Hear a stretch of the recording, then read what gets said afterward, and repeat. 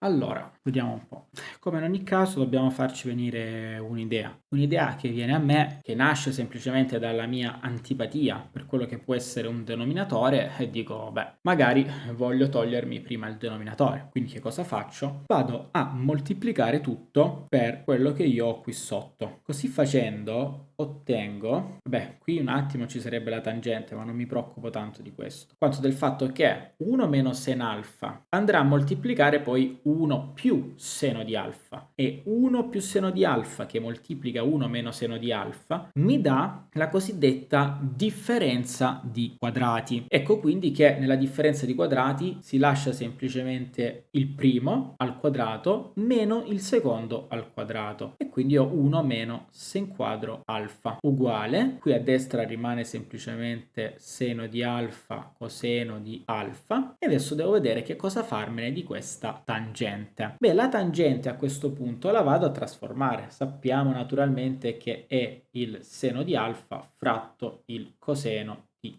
alfa. Ecco che qui adesso mi ricordo che 1 meno seno di alfa quanto fa? Fa esattamente coseno di alfa, quindi questa parte qui in realtà è coseno di alfa, ovviamente al quadrato. 1 meno sen quadro è uguale a coseno quadro. A questo punto però il quadrato lo semplifico con quello che c'è sotto e l'identità è così uscita. Infatti a sinistra trovo seno di alfa coseno di alfa e a destra pure lo tenevo già, quindi non lo riscrivo, sen di alfa coseno di alfa e quindi l'identità è così dimostrata.